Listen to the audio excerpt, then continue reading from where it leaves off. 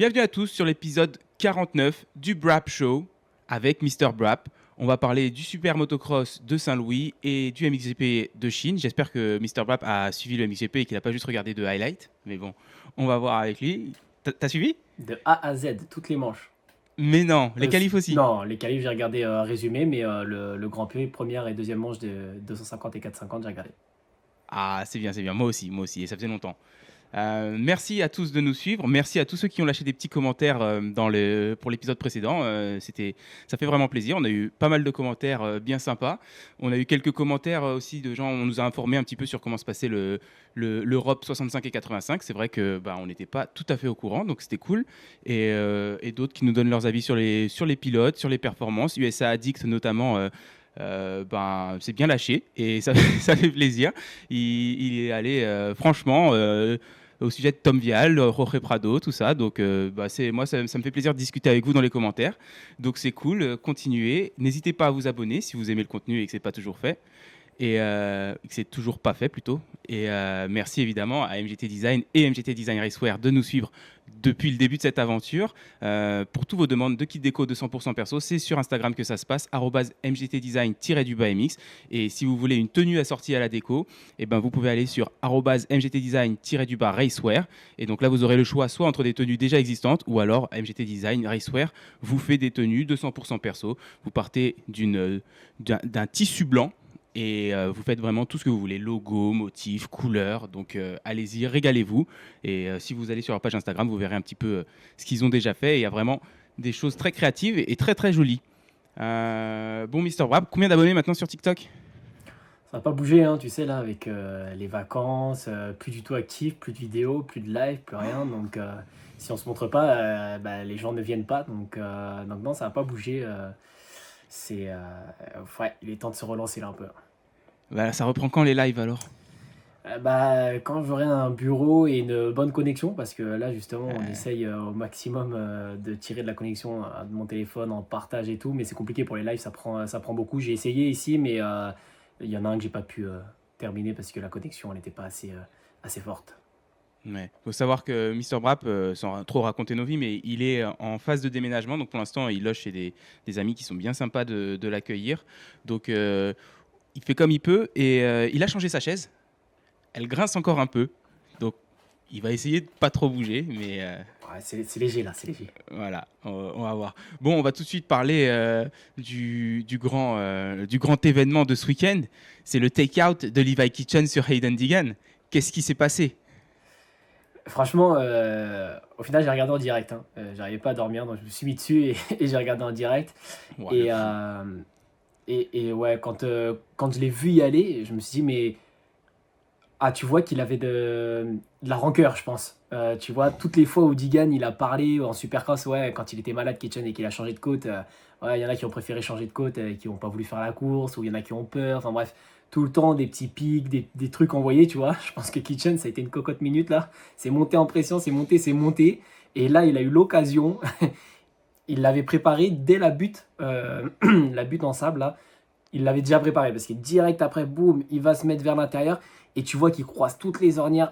Il n'y allait pas juste pour mettre un bloc passe, bloquer et passer, quoi. Là, il y allait pour lui mettre un taquet quand même. Donc, par contre, c'est bête parce qu'il s'est foutu par terre aussi en même temps dans la manœuvre.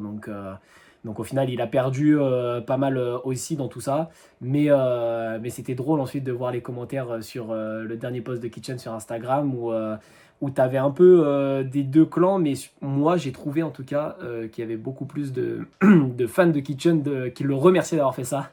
Merci chef, enfin quelqu'un qui l'a fait, t'es notre champion et tout. Que beaucoup je trouve de commentaires comme ça, quelques-uns des haters forcément, mais ça il y en a toujours, parce que j'ai vu sur les réseaux à un moment donné sur Facebook passer des sites où ils disaient que ouais, ils se faisaient lyncher sur les réseaux, etc.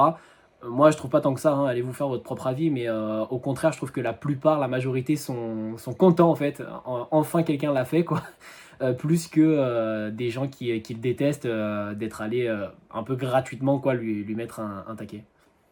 Ouais. Après, c'est aussi logique sur sa page à lui, il va y avoir plus de followers et de gens qui l'aiment bien, Ouais, enfin, je me rappelle de Ferrandis sur Craig, tu vois. Là, tous les commentaires, c'était bon. Après, là, c'était aussi Craig, le il était franc. aimé, c'est l'américain qui se fait sortir par le français. Donc, bon, il y Voilà. avait plein de Voilà. Là, paramètres qui faisaient. Là, c'est deux américains. Et puis, Digan, il est quand même. Il est polarisant, comme on dit. C'est soit tu l'aimes bien, soit tu le détestes. Et t'as pas beaucoup de gens qui sont au milieu, au final, sur Digan. Et en même temps, avec son comportement, c'est difficile d'être au milieu, d'être neutre, quoi. Parce que c'est vrai que bah, il roule super bien, mais il ouvre beaucoup aussi sa bouche. Et. En ce moment, moins sur le podium, mais j'ai l'impression qu'il continue quand même sur les réseaux. Donc ça change pas grand-chose. Le fait qu'il prenne l'air plus sérieux sur le podium ou quoi, ouais, ça change pas grand-chose. Mais qu'est-ce que tu as pensé de la manœuvre? Moi, j'ai vu un petit bout de vidéo de passé de Mitch Payton qui disait qu'il était content que Kitchen fasse ça, qu'il encourageait ses pilotes à rouler à agressif, à essayer de se donner, quoi. Bon, après, il avait l'air quand même. Il avait l'air de dire que déjà Digan, il aurait pu éviter un petit peu le contact, lui, redresser un peu sa moto, peut-être ralentir un peu plus et genre céder la position, s'avouer vaincu sur ce virage. Et, euh, et après, enfin de toute façon, moi je pense, c'est un peu ce que disent souvent les commentaires américains, c'est ce que là a dit Carmichael et c'est ce que Jeff Emig disait aussi tout le temps, c'est que tu fais un block pass, tu fais tomber ton adversaire, c'est probablement ok, ça dépend un peu de la manœuvre quand même, mais généralement si tu te fais tomber avec, c'est qu'il y a quelque chose qui va pas quand même dans ton dépassement, quoi. ouais, moi, enfin, j'ai entendu aussi là, la vidéo de Mitch Payton. Je suis pas persuadé que Digan aurait pu l'éviter. Je pense aussi que Digan se prend un peu pour le roi du monde et il pense que ça peut pas lui arriver justement. Donc il se soucie Hmm. pas trop de ça. Tu vois, même dans les premiers tours, il va longer son virage. Il se soucie pas qu'il y en a un qui peut venir dans l'intérieur justement et soit le découper. Et pourtant, enfin, ouais, il devrait s'y attendre quand même parce qu'à un moment donné, enfin justement, tu vois, c'est ce que tout le monde attendait un peu. C'est quand tu l'ouvres, on attend quelqu'un qui est du répondant, que ce soit sur la piste ou en dehors. Baumer en a eu un peu en dehors. Il en a eu un peu aussi en supercross quand même sur la piste. Tu vois qu'il y a des moments il a essayé un peu de jouer des coudes, mais bon, avec de la vitesse en moins, c'était compliqué. Et là, tu le vois, il longe son virage. Donc j'ai l'impression qu'il roule sans se soucier de ça. Pour lui, tu vois, ça peut pas lui arriver. Lui peut aller mettre des taquets, mais on pourra pas. Lui, on lui en mettra pas. Quoi. C'est le numéro un, c'est Digan, machin. Sauf qu'au final, là, il y a quelqu'un qui est allé et je pense et ça allait trop vite pour lui. Là, tu vois, je pense que quand il est dans son virage, tu vois Kitchen, il est arrivé vraiment vite en croisant les ornières. Et je pense qu'il a pas eu le temps de le voir venir et que boum, direct, du coup, ça a été le contact, tu vois, sans, et parce que aussi, c'est quelque chose, je pense que c'est une manœuvre voilà, dont il se soucie pas de base. Donc, vu que c'est pas du tout une option possible pour lui, bah, il longe son virage et il a été surpris au dernier moment de se prendre le taquet. Il y a Kitchen aussi qui a rebondi là-dessus et qui a dit, lui, il a dit je roule, c'est quand même pour beaucoup d'argent et je roule pour moi et pour personne d'autre. Donc, que tu m'aimes ou non, en gros, si c'était à refaire, en gros, je le referais. Quoi. Ouais. Après, ça se voit quand même que Kitchen, il y va pour le faire tomber.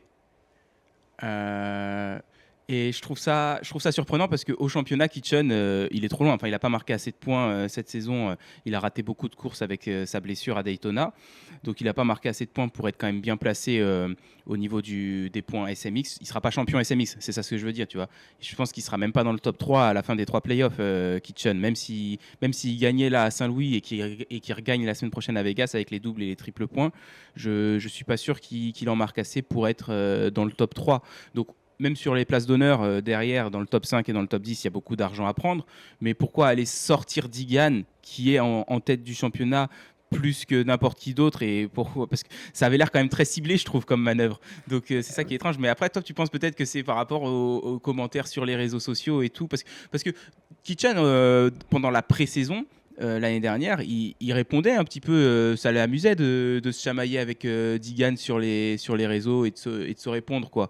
Donc, tu penses que ça a fini par le saouler et que là, c'était plus par rapport à ça? Ouais, moi je pense que. Enfin, de manière générale, tu vois, je pense qu'il il l'aime pas, comme je pense la totalité ou la quasi-totalité des pilotes derrière la grille. Parce que justement, il l'ouvre tout le temps et qu'en fait, il vient gratuitement l'ouvrir sur toi quand t'es un de ses concurrents, il vient l'ouvrir sur toi, tu vois. Donc, au début, bah, tu réponds et je pense pas que Kitchen il prenait un malin plaisir, tu vois, à répondre, genre, ah ouais, c'est trop cool, vas-y, j'aime ce truc-là. C'est, tu parles sur moi, je suis pas, voilà, je suis pas un bolos, je vais te répondre, quoi, tu vois. Moi aussi, je suis là, il y a quoi? Donc, donc je pense que voilà, il répondait, mais qu'au final, c'était pas forcément quelque chose qui l'amusait. Et surtout, quand l'autre il vient, en fait, il se défendait, moi, je trouve, plus qu'autre chose, plus que attaquer directement et lui prendre plaisir à jouer à ça. Et derrière ça, ouais, je suis persuadé que si c'était un Shimoda qui était devant, tu vois, je veux pas prendre Vial parce que je crois qu'ils sont potes tous les deux, mais Shimoda, je crois pas que Kitchen et Shimoda aient une relation particulière, tu vois.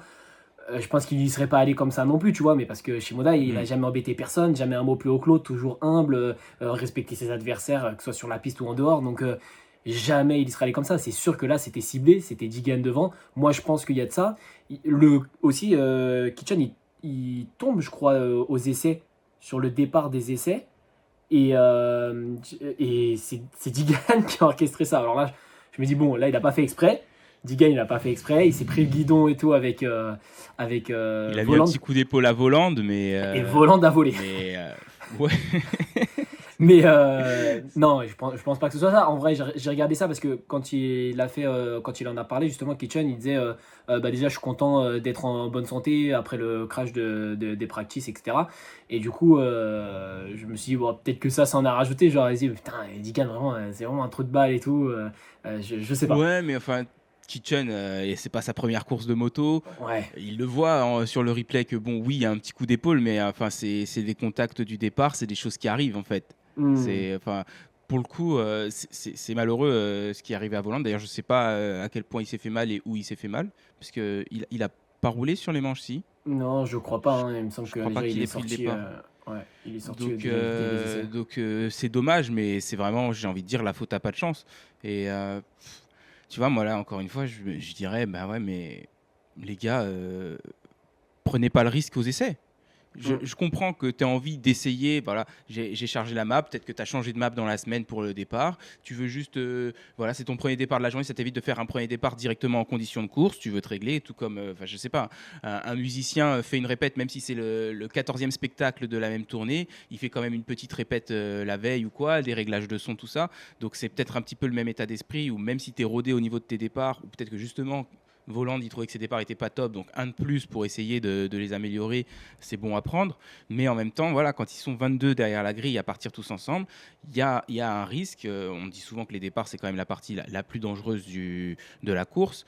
Et en faire un de plus qui compte pour rien, c'est quand même dommage. Enfin, tu vois, sa technique de départ et tout, il peut la travailler sans le tomber de la grille. Alors oui, il ne travaillera pas son temps de réaction, mais ça, il a plein de fois l'occasion de le travailler la semaine. Et je parle pour Voland, mais en fait, je dis ça pour tous les pilotes, hein, parce que ça arrive pas si souvent que ça que des pilotes se fassent vraiment mal sur le départ des essais, le faux départ des essais, mais ça arrive quand même assez régulièrement au final qu'il y ait des accrochages, même si c'est sans gravité, et tu augmentes juste en fait les probabilités d'avoir un souci au départ.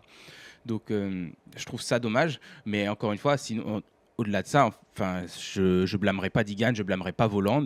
Et Kitchen, malheureusement, c'est vraiment un dommage collatéral parce que lui, enfin, juste s'il était mieux parti, il aurait pas pris Voland dans son arrière. Mais sinon, enfin, il avait fait attention au mec à gauche, attention au mec à droite. Il s'est accroché avec personne. Et d'un seul coup, il y a une moto qui arrive à la perpendiculaire et qui le fauche. Donc, c'est sûr qu'il a été chanceux. Bon, parlons un petit peu de Hayden Digan, qui a quand même fait du coup une grosse deuxième manche sans son frein avant. C'était chaud.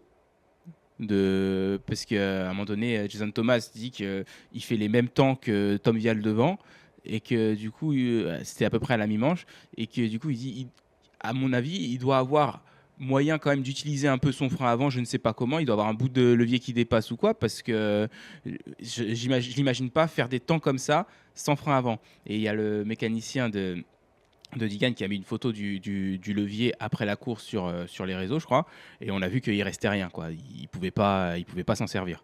Donc très chaud. Est-ce que tu as vu sa petite manœuvre au deuxième virage juste avant l'enchaînement?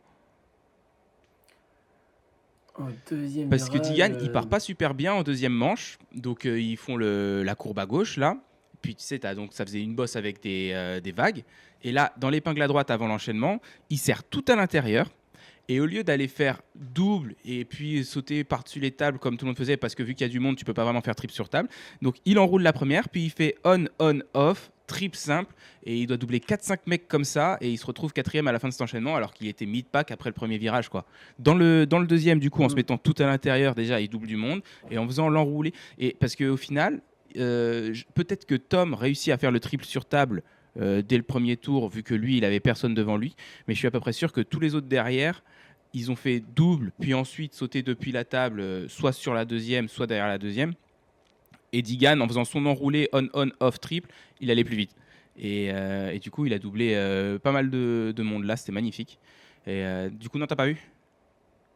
Si, je me souviens là justement de ça. Effectivement, je me suis dit que c'était très fluide, même la façon dont il a pris son inter en roulé, c'était très fluide. Et après, c'est sûr que les tables, quand tu es sur le dessus, plutôt que de les prendre en appel, tu vas beaucoup moins haut, tu prends de la vitesse en plus dessus. Donc, c'est mieux. Et c'est vrai qu'il a bien géré son inter et son enroulé. Donc ouais, il a gagné pas mal de place à ce moment-là. Ouais, et franchement, j'ai même pas envie de dire impressionné parce que venant de Digan, presque tu t'y attends, mais enfin ouais, vraiment, il était pas bien parti et en quelques virages, il s'est tellement vite mis dans une bonne position que ça m'a encore plus choqué après quand il s'est fait exploser. Mais d'ailleurs, il me semble que Tomac, du coup, a répliqué cette trajectoire de Digan dans le deuxième virage et l'enchaînement au départ de la deuxième manche. Mais sinon, ouais, du coup, qu'est-ce que tu as pensé de Digan sans frein avant et de sa remontée? Ah oui, oui, il est bien chaud parce qu'en plus, tu vois que il a pas. Tu vois qu'il a pris quand même en maturité parce qu'au moment où il est reparti et qu'il s'est rendu compte qu'il n'y avait pas de frein avant, il y allait tranquille en fait, il y allait crescendo. Au début où il est reparti, tu le vois et tu dis ah ouais, là il va finir 20e en fait. Tu vois qu'il est reparti tranquille, qu'il pouvait pas pousser et que bah, du coup il enroulait au cas où il y en a qui abandonnent en fait, mais tu t'attendais même pas à ce qu'il remonte sur les derniers. Et petit à petit, tu vois, il a pris ses marques et a réussi à rouler fluide sans frein avant. Mais c'est sûr que, enfin, comme on le dit à chaque fois, c'est que tu freines quand même plus avec le frein avant. Normalement, tu freines plus ta moto avec le frein avant qu'avec le frein arrière. Donc quand tu supprimes ça, forcément tu pousses moins dans les enchaînements, dans les lignes droites, tu essaies de prendre moins de vitesse pour pas arriver trop vite dans ton virage. Mais bon, ça a été, je pense, un bon entraînement quand même pour lui. Même si celui-là, bah, il marquait des points et qu'à la fin, il est dans une position du coup peu confortable dans le sens où bah, là, s'il finit deuxième, enfin, il n'a pas son destin, enfin, si, il a quand même son destin entre les mains parce que s'il gagne, bah, il gagne. Mais si. Non, même pas. Si Shimoda il fait deuxième, ils sont à égalité de Non, points à la non, fin, mais même pas. Si Shimoda fait deuxième et que Digan gagne la semaine prochaine, Shimoda aura un point d'avance et sera champion à un point. c'est ça, c'est vrai. Donc même Parce que s'il là, gagne et qu'il fait l'écart est de deuxième, 10. il perd. Ouais. Donc, C'est pour ouais, ça, donc il c'est a pour pas ça qu'à la tant télé, son ils destin n'arrêtaient entre ses pas de mains. dire qu'il fallait qu'il fasse 13e. Mais je suis pas sûr que ce soit c'était peut-être le cas à un moment donné de la course, mais au vu des positions, quand j'ai regardé le classement à la fin, je me suis dit, bah, même si Digan il doublait Marchbanks, il était quand même, au général, ça changeait pas sa position, je crois, parce que au général de l'épreuve, il était 5 ou 6 points derrière le mec de devant. Et du coup, bah, il aurait eu le même nombre de points et ça aurait rien changé. Mais ouais, du coup, ça va être chaud la semaine prochaine et ça m'amène à ma nouvelle question. Est-ce que Joe Shimoda est futur champion? Bah, il y a moyen, hein, là, enfin, il roule bien à chaque fois et tout. Je me dis qu'il y a possibilité, mais après, on voit aussi du coup un Tom Vial dont on va parler, qui est capable peut-être de s'intercaler. Donc, à voir. Mais surtout, la question du coup, on a vu Kitchen sur Digan et il n'y a même pas 500 000 pour Kitchen à aller prendre. Est-ce que Digan sur Shimoda, ça va jouer musclé la semaine prochaine? Bah, je pense. C'est Après, sûr. même Vas-y, sans, vas-y. même sans comment ça s'appelle le dépassement de Kitchen là sur Digan, moi je pense que quoi qu'il arrive, s'il était dans cette position-là, Digan, et c'est ce que Kitchen a dit, il a dit, alors là pour le coup ça se joue pas pour le titre ou quoi que ce soit, mais il dit Digan à ma place aurait fait la même. Donc bon, à sa place, je sais pas exactement s'il était 12e, enfin tu vois, je sais pas combien là au championnat il l'aurait fait, mais là en l'occurrence, c'est pour le titre, c'est pour beaucoup d'argent. Et Digan aller au contact, ça le dérange pas trop. Donc s'il peut aller le pousser un petit peu dans les ballots de paille, je pense qu'il le fera quoi. Puis c'est sûr que ça va même commencer déjà à jouer à des jeux un petit peu aux essais et tout avec Shimoda. Ça va venir l'enquiquiner, se mettre devant lui envoyer de la terre dans les lunettes, des trucs comme ça, c'est certain. Se mettre à côté de lui sur le faux départ, tout ça. Lui crier des petites insultes. À mon avis, il va sortir l'artillerie lourde, le Digan. Je voulais aussi vite fait te demander, du coup, Levi Kitchen, il a reçu un avertissement écrit de Lama pour son dépassement. Qu'est-ce que tu en as pensé de ça? Ouais, bah c'est leur manière de faire, hein. Je crois qu'il y a Anderson qui avait reçu ça là une année. Je te préviens avant de te mettre une sanction. En plus, je crois que la sanction, c'est pas juste une amende. derrière si tu récidives. Hum, après, ça dépend de la gravité du geste, tu vois. Ça peut aller jusqu'à des courses de suspension. Si vraiment tu fais Mike Alessi sur Brock Tickle ou des trucs comme ça, tu vois. Mais sinon, ouais, a priori, c'est juste une amende, c'est des sous, ouais, je crois. Ouais, donc enfin franchement, je pense que ça leur fait absolument rien au pilote parce que même tu lui mets une amende de 5 000, tu vois, je suis pas persuadé que Kitchen le voit passer. Donc c'est ouais, c'est là pour dire attention, on surveille et on a des règles, on met des sanctions, mais en réalité, et après, de toute façon, c'est toujours compliqué hein, quand on reparle à chaque fois, c'est un éternel débat, les sanctions. C'est que tu as aussi des pilotes privés, des pilotes qui ont moins de moyens, et pour qui, par contre, tu leur mets 5 000, eux, ils vont se tenir à carreau et ils vont pas tenter le dépassement quoi, la fois suivante, tu vois, la fois suivante. Mm. Donc il y en a pour qui, forcément, ça a un impact énorme et ça pourrait remettre en cause toute leur année. Il y en a d'autres pour qui, voilà, les premiers qui font des millions, tu peux me mettre 5 000 d'amende.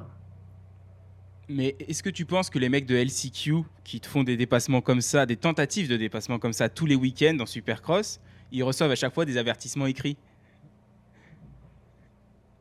Ouais, je pense pas. Hein, Après, j'ai l'impression que c'est le show qui le veut aussi et que les règles sont un peu enfin, sont là pour ça parce que c'est un show aussi, tu vois. Et du coup, je me dis, enfin, c'est vrai que le LCQ c'est réputé pour la dernière chance, tout le monde donne tout et jusqu'à croiser un virage pour aller prendre sa place. Donc, ouais, non, je sais pas. Pendant un moment, je voyais un petit peu justement le résumé là de l'AMA avec les sanctions, les avertissements, etc. J'ai pas fait attention à ça là. L'année prochaine, je regarderai si au LCQ ils ont moins des avertissements ou des amendes. Après, peut-être que Lama dira au LCQ, ils vont moins vite, c'est moins dangereux. Mais moi, je trouve que c'est exagéré un petit peu l'avertissement écrit pour Kitchen. Surtout que du coup, j'imagine que ça va mettre sur une période de probation pour 12 mois, donc ça va être valable pour l'année prochaine où au moindre faux pas, il aura une sanction, même si, comme tu l'as dit, je crois aussi que c'est que des sous. Peut-être que quand c'est dans le cadre d'un dépassement comme ça, il te retire aussi la position que tu as gagnée en faisant le dépassement, entre guillemets, on va dire illégal. Je pense que c'est beaucoup aussi, ils ont voulu le sanctionner parce que c'était un mec qui, au niveau du championnat, est quand même loin, et même si mathématiquement c'est encore possible, réalistement, il n'est pas tellement dans la course pour le titre, et il est en train de ruiner le championnat d'un mec qui, lui, est en tête et est en train de se battre pour Hmm. le titre. Donc je pense qu'il y avait un petit peu de ça aussi, et que c'est pour ça qu'ils ont peut-être voulu le sanctionner. Et j'avoue que si tu prends tout le contexte, je ne suis pas forcément contre. Parce que c'est vrai que, comme j'ai un petit peu mentionné au début, moi je trouve que Kitchen, qui au point est loin, allait sortir Digan comme ça, a priori parce que juste il l'aime pas et que Digan ouvre sa bouche sur les réseaux et les podiums, je trouve ça pas très fair-play. Après, le dépassement en lui-même, il est musclé, il est raté, puisque Kitchen tombe aussi. Mais si on prenait juste le dépassement, je trouve pas que tout seul, il mérite une quelconque sanction. Ou alors, bah, comme on dit, il faudrait tous les sanctionner, ce DLCQ aussi, et puis l'année prochaine, il n'y a plus un seul contact en Supercross, et ce serait quand même dommage. Ça fait quand même partie du spectacle, le contact. Donc, ouais, moi je trouve que la sanction, c'est un poil exagéré, mais vis-à-vis du contexte du championnat, je comprends qu'ils aient voulu l'appliquer. Est-ce que du coup, je trouve que c'est normal de le faire ou pas? J'avoue que j'ai pas trop d'avis, je sais pas trop, je suis partagé. Euh, Bon, on va parler de notre Tom Vial du coup. On va terminer, on va clôturer la catégorie 250. Alors, juste avant de clôturer, une petite mention spéciale pour Austin Faulkner, qui a quand même réussi à faire toutes les courses de la saison régulière, pour la première fois depuis je ne sais même pas combien d'années, qui nous fait le premier playoff, qui roulait bien au premier playoff la semaine dernière à Charlotte. Je crois qu'on n'a pas trop parlé de lui, nous, dans le podcast de la semaine dernière, mais il a vachement bien roulé. Et malheureusement, il a posé le pied par terre aux essais, il s'est fait mal au genou, et j'ai pas vu s'il avait déjà fait des examens et s'il y avait des résultats. Mais voilà, il a pas participé à la course parce qu'il avait mal au genou et qu'il il voulait contrôler ça. J'espère pour lui que c'est pas des croisés, parce qu'il s'est déjà fait les croisés dans les deux genoux, je crois, quand même.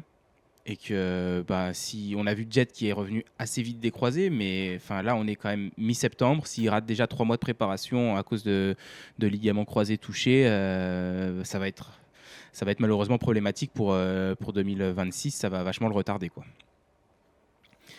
Tom Vial maintenant, 10e de la première manche, et puis premier. Logique. dans les 20-0.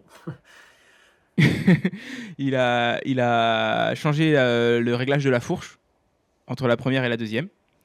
Il n'y avait pas Et l'amortisseur? ça a fait tout le reste. Non, non, cette fois, c'était pas un problème d'amortisseur. Ok. Cette fois, c'était la fourche. La fourche était a priori trop dure en première manche et du coup, bah, il n'arrivait pas à tourner. Il n'était pas du tout à l'aise. Et deuxième manche, ils ont fait un changement de réglage et ça allait beaucoup mieux et il a pu rouler à son plein potentiel. Alors, il a fait un all shot, ça l'a aussi aidé. Digan s'est retrouvé explosé par terre au premier tour, ça a évidemment aidé. Et Shimoda n'était pas en grande forme ce week-end puisqu'a priori il était malade et qu'il était cuit physiquement. Du coup, bon, quelques circonstances favorables, mais une belle deuxième manche de Tom Vial, bien roulé, parti devant, solide. Encore une fois, quand même, j'ai trouvé que tu voyais qu'il faisait le minimum, qu'il prenait pas de risque. Tu vois, il faisait bien le triple sur table en début de manche, puis sur la fin de la course, les derniers tours, tu vois que bah, il fait double, puis je sais plus s'il faisait quadruple ou triple sur table, mais qui prenait un enchaînement moins dangereux. Et ça lui a permis de rester en tête quoi, et de ne pas faire d'erreur. Son mécanicien, c'est Will qui a rapporté ça pendant la finale. Il disait, lui, ouais, bah, vous savez, Tom, en Supercross, c'est toujours comme ça. Il commence la soirée doucement et c'est au moment du main event qu'il est bon et qu'il sort son meilleur. Et là, on est en deuxième manche et c'est pile le moment de la journée où ce serait le main event lors d'un Supercross. Donc, c'est aussi pour ça qu'on le voit performer bien mieux en deuxième qu'en première manche. Qu'est-ce que tu en as pensé? Ouais, peut-être, hein, j'avoue que moi je suis un peu, en tant que pilote du dimanche matin, un peu dans ces conditions-là, quoi. Je mets toujours du temps à me mettre dedans, à être à l'aise et tout. Et donc moi, enfin, on parle pas de réglage de moto, hein, la moto c'est tout le temps la même avec tout le temps les mêmes réglages. Mais juste moi, en fait, sur la piste, les essais libres, gros mal de bras, crispé, tendu, j'ai l'impression de glisser de partout, enfin vraiment pas à l'aise du tout. Et au fur et à mesure de la journée, je me sens de mieux en mieux jusqu'à la deuxième manche où c'est là que je me sens le mieux. Donc je peux comprendre ça, même si je trouve que les pros justement ont une faculté d'adaptation énorme et enfin ne serait-ce que de découvrir une piste justement le jour même et d'être capable de faire tous ces enchaînements et d'aller à cette vitesse-là. D'ailleurs, petit aparté, mais dans la conférence de presse, Jet a dit qu'avec Hunter, ils n'avaient pas fait de track walk depuis 2021 et qui découvre la piste bah, au press day en fait, en roulant le premier tour dessus, il découvre la piste là. Donc peut-être qu'ils regardent la map quand même de savoir ouais, il y a quoi comme enchaînement, etc. Mais ça m'étonnerait s'ils font même pas le track walk. Donc encore plus surprenant quoi, ils vont Est-ce même qu'il pas a dit la pourquoi? repérer. Non, je crois pas. En tout cas, moi, l'extrait que j'en ai vu, il expliquait pas. Parce que je crois que la question qu'il lui posait de base, c'était ce qu'il pensait. Alors, il avait fait un retour sur l'épreuve précédente en disant que c'était un terrain, enfin, c'était compliqué, les conditions, etc. C'était dur. Qu'est-ce qu'il a pensé là de cette piste-là, je crois. Et du coup, il disait, bah, on n'a pas fait de track walk depuis 2021 avec Hunter. Donc voilà, il découvre la piste, donc encore plus surprenant, ouais, parce que enfin moi j'ai remarqué d'ailleurs, petit tips les gars, l'imagerie mentale avant d'aller sur un nouveau terrain, justement, quand on va faire une course sur un nouveau terrain sur lequel on n'a jamais roulé, tu prends une vidéo sur YouTube, tu regardes et tu apprends la piste, là il y a ce virage à droite, là il y a une table plus ou moins longue, etc. Bah, tout de suite, en fait, tu as déjà appris la piste beaucoup plus rapidement. Quand tu vas poser tes roues dessus, justement, tu sais déjà à quoi t'attendre. Tu sais s'il faut que tu mettes watt ou pas. Contrairement à, je crois que c'est à 2 ans, c'était peut-être la première fois que je faisais une course, non, à Romilly en 85, on connaissait pas le terrain avant, mais bon, en 85, je sais pas si je décollais beaucoup les roues. Là, en tout cas, j'étais arrivé sur un gros terrain à Lérac, c'était la première fois que je roulais dessus en compétition, et je suis arrivé à chaque fois devant chaque boss. En plus, c'était souvent en descente et tout, je me souvenais plus si c'était saut à plat et sur lequel il fallait que je ralentisse, c'était une grosse table, donc souvent je me retrouvais à couper, et ah non, purée, là c'est vrai, je peux y aller, et ça faisait beaucoup en plus d'aller-retour un peu comme en supercross, quoi. Épingle, ça remontait, épingle, ça redescendait, épingle, ça remontait. Et par contre, avec des sauts différents. Et bah, la fois suivante, ensuite, quand j'ai refait une course, ça, c'était au boulot, bah, j'ai appris la piste en amont et c'était beaucoup plus simple. J'ai pu tout sauter déjà dès les premiers essais, chose que même pendant les essais chrono sur la première piste à l'Irak, je l'avais pas fait, quoi. Ça prend du temps d'apprendre une piste et pour être en sécurité, justement, je vous le recommande vivement. Parenthèse fermée, les Lorenz, pas de track walk, surprenant. Et je me suis écarté du coup de ce dont on parlait de base. Capacité d'adaptation pour Tom Vial qui du coup est meilleur en fin de soirée qu'en début de soirée. Oui, bah, du coup, Tom Vial qui est de plus en plus à l'aise. Je pense que ça se peut. Lui, il doit se sentir comme ça. Et donc, enfin, je pense pas que ce soit un mensonge. À mon avis, c'est peut-être vrai. Je l'ai pas spécialement remarqué non plus sur la saison qu'il était mieux. Après, c'est vrai qu'en finale, il était toujours là quand il fallait pour marquer des gros points. Et c'est ce qui lui a valu le titre quand même cette année. Donc, même quand des qualifs, des fois, on se disait, oula, là c'est chaud.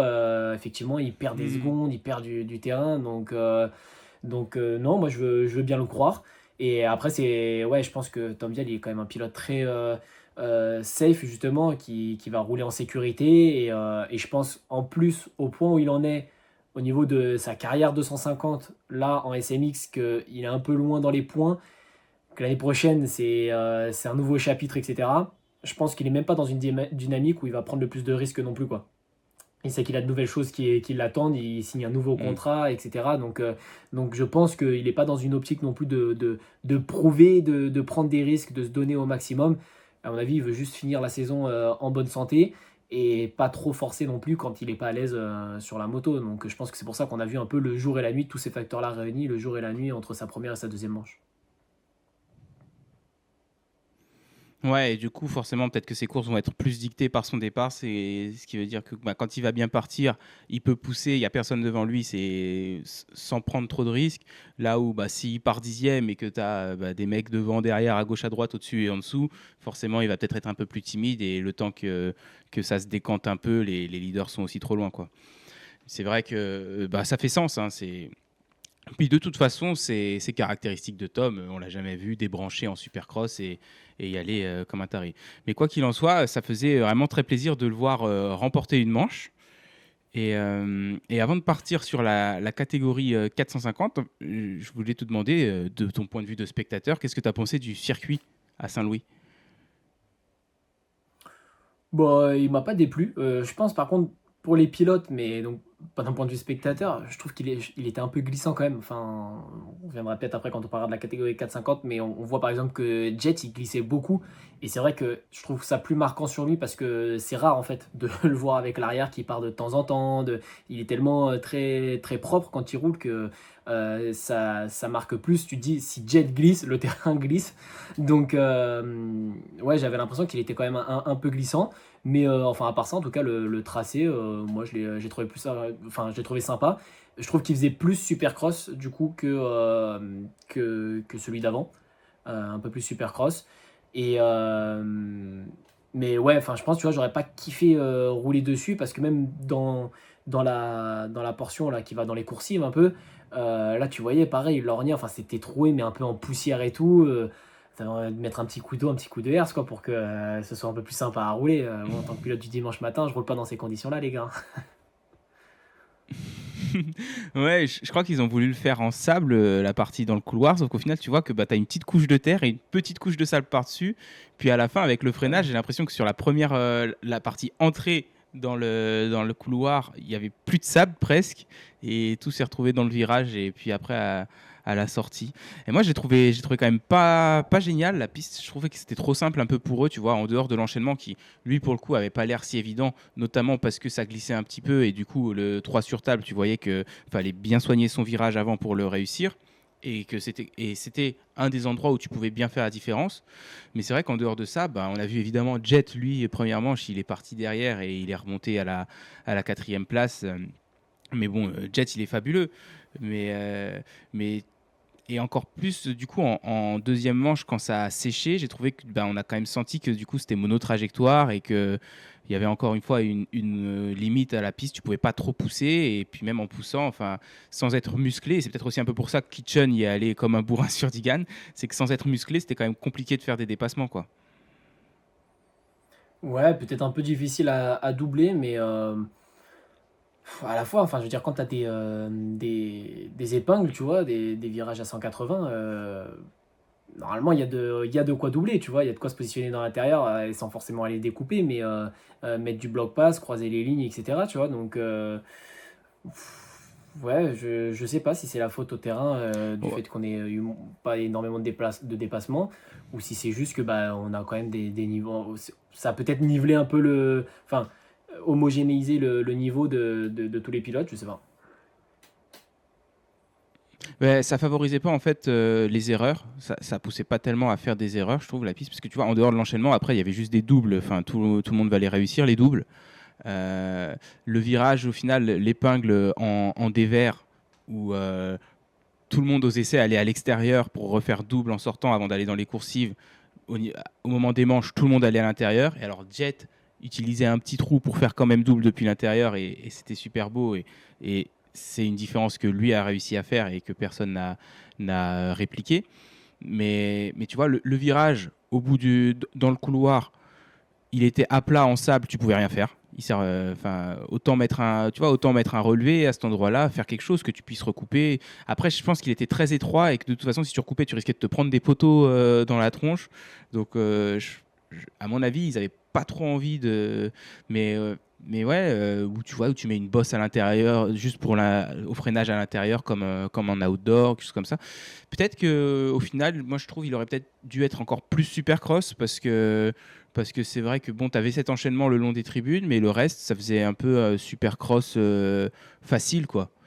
Et tu avais ces courbes en sable qui étaient là un petit peu pour rajouter du chaos, mais pareil, au final, ça n'a pas tellement permis de doubler, quoi. Et c'est rare que de toute façon en SX, ça permette de faire des dépassements, le sable. Mais je pense que le vrai problème, c'est les petites courbes en fait. C'est que dans la partie dont tu parles, effectivement, alors où il y avait la montée un peu cabossée, et donc le virage en dévers où ils prenaient ensuite tous l'intérieur. Le problème, c'est que dès que tu ressortais, en fait, c'est fait des petites portions et que tu peux prendre à la corde. Et donc, quand tu le prends à la corde comme Mm. ça, c'est-à-dire que même celui qui allait dans l'extérieur, au final, il pouvait pas bombarder parce que sinon, après, il se retrouvait à accrocher l'arrière de celui qui était dans l'intérieur. Donc, il gérait pour faire son saut, s'écarter vers la gauche, rouvrir. Et au final, ouais, tu pouvais croiser les trajectoires, mais comme tu dis, ensuite, c'est ce que j'allais dire tout à l'heure, c'est que ça aurait mérité peut-être un relevé. Effectivement, si tu étais 3, le but c'était peut-être aussi de réduire la vitesse et de pas prendre trop de vitesse à cet endroit-là. Mais là, du coup, ils prenaient tous l'intérieur, ils étaient à la queue leu ici, impossible de rien faire. Du coup, la partie d'avant, vu que ça fait des petites portions comme ça que tu prends à la corde, bah tu bloques tout, tu peux pas doubler quelqu'un. Ce qui suit cette partie-là, pareil, quand tu croises la ligne de départ et qu'après tu vas prendre le trip comme ça, là, avant l'épingle à droite, bah, le trip c'est pareil, ils le prennent tous à la corde, ils auraient même pas pu être tous les à deux sur ce saut-là parce qu'ils le prenaient en travers, ça aurait été dangereux. Et donc, même dans le virage qui suit, personne n'a tenté à un moment donné de sauter dans l'intérieur au risque de sauter sur les bottes de paille. Enfin, c'est difficile à juger, donc au final, ils avaient tous un peu la même trajectoire. Et donc, ouais, il n'y a que quand ça fait une longue ligne sur laquelle tu peux essayer de prendre de la vitesse, puis une épingle ou même une courbe où tu peux tenter. Enfin, je trouve que le sable, c'est quand même plutôt pas mal, même de la façon dont ils le détruisent, parce que tu vois des petits gestes techniques après de certains, justement, faire des petits sauts, d'autres bombarder dans l'extérieur. Je trouve que le sable, quand il rentrait dedans, vraiment, tu te demandais un peu, tiens, qui va ressortir devant, qui va mieux le négocier. Donc, ces parties-là, elles étaient vraiment pas mal. Mais c'est vrai que dès qu'ils font des portions que tu peux prendre à la corde, des petites portions comme ça, des petits virages, etc., bah, ça favorise pas les dépassements et du coup, c'est une ligne droite où tu rases les intérieurs. Ça permet pas de prendre de la vitesse et de pouvoir doubler quelqu'un à cet endroit-là. Donc ça, c'est sûr que ça réduisait les possibilités de dépassement dans ces endroits-là. Ouais, après, peut-être que les créateurs de la piste comptaient plus sur la qualité de la terre pour pouvoir justement faire des différences. C'est vrai que d'habitude, à Saint-Louis, les pilotes disent tout le temps que c'est la meilleure terre du championnat et qu'il y a un grip infini et tout. Mais bon, bah, d'habitude, c'est au début du printemps que on a un supercross à Saint-Louis, généralement. Là, on est à la fin de l'été. Peut-être que la terre était plus dure, a séché du coup plus vite dans le stade et c'est ce qui a fait que peut-être que les créateurs de la piste ont été un peu se sont fait surprendre par le fait que la Terre soit plus dure et du coup ça la rende aussi plus monotrajectoire. Mais bon, j'ai trouvé, tu vois, quand tu as les deux derniers tours où Jet a perdu du temps à cause des retardataires et qu'ils sont les trois roues dans roue, mais qu'il n'y a même pas une tentative de dépassement au final parce que il n'y a juste pas la place, pas la possibilité. J'ai trouvé que c'était un petit peu dommage. Cependant, Hunter Lawrence, du coup, gagne le deuxième round. Ils n'arrêtaient pas d'en parler à la télé. C'est la troisième fois en 3 ans qu'il gagne le deuxième round. La première année, c'était sur la 250 à Chicago. L'année dernière, il gagne au Texas. Et là, encore une fois, il gagne à Saint-Louis. Et il me semble qu'il est 6 points derrière Jet. Et donc là, à nouveau, on va arriver à Vegas avec, entre ces deux-là, le vainqueur l'emporte, si l'un de ces deux gagne.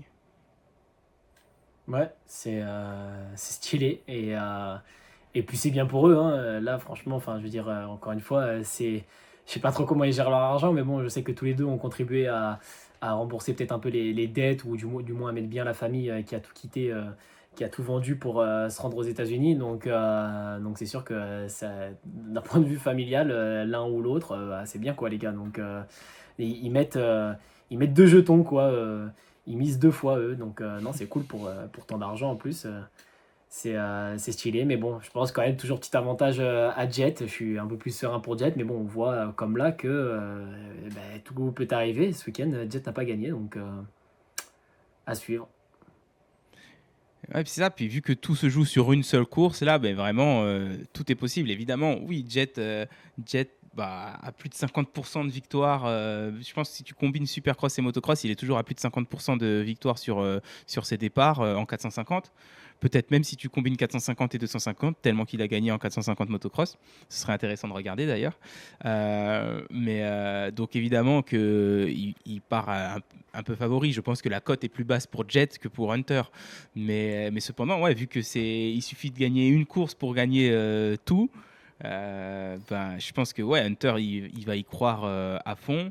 Puis il suffit que les conditions soient peut-être un petit peu plus avantageuses pour lui et qu'il ait une chance, puis ou encore un mauvais départ de Jet.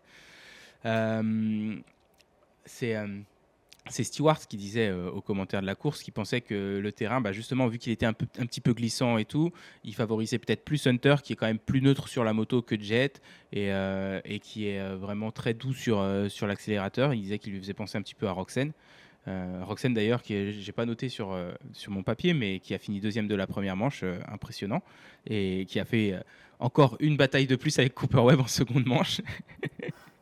Ça fait partie des constantes de l'univers. Webb et Roxane vont se retrouver sur une piste de supercross. Mais du coup, ouais, pour Hunter, c'est largement possible la semaine prochaine, et je pense que ça va être chaud. Tomac, malheureusement, comme l'année dernière, c'est possible encore mathématiquement, mais bon, le problème en plus, c'est qu'il y en a deux à battre et il faudrait pour Tomac que Hunter finisse 3 et que Jet finisse 4 pendant que lui gagne pour gagner le titre. Donc là, ça demande quand même beaucoup de paramètres pour aller dans son sens. On va peut-être parler pour finir de Chase Sexton, pour finir sur le SMX de Saint-Louis, ton chouchou qui nous a laissé tomber quand même ce week-end. Ouais, là, un petit peu décevant la course de Sexton.